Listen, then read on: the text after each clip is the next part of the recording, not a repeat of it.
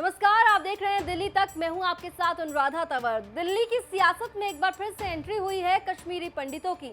दिल्ली के मुख्यमंत्री अरविंद केजरीवाल ने एक बार फिर से कश्मीरी पंडितों का मुद्दा उठाया है।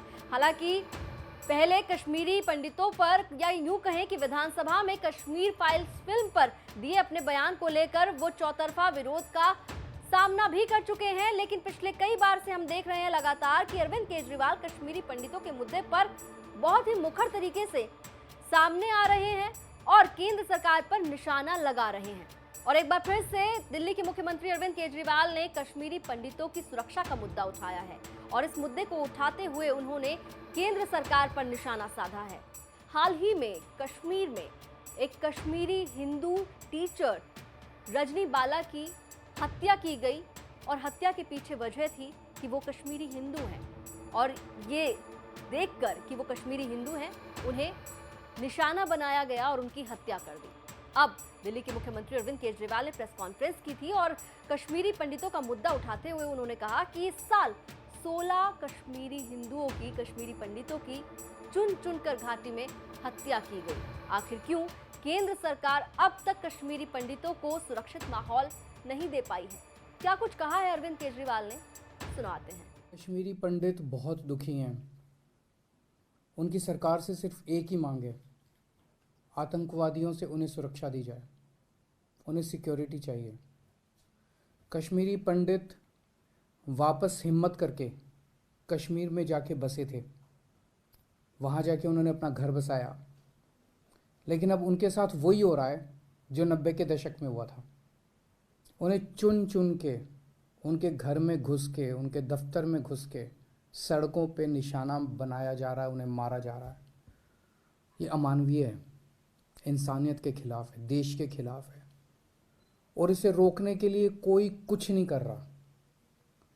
जब कश्मीरी पंडित भाई बहन इसका विरोध करते हैं तो उनको उनकी कॉलोनी में बंद कर दिया जाता है ताकि वो आवाज़ ना उठा सकें।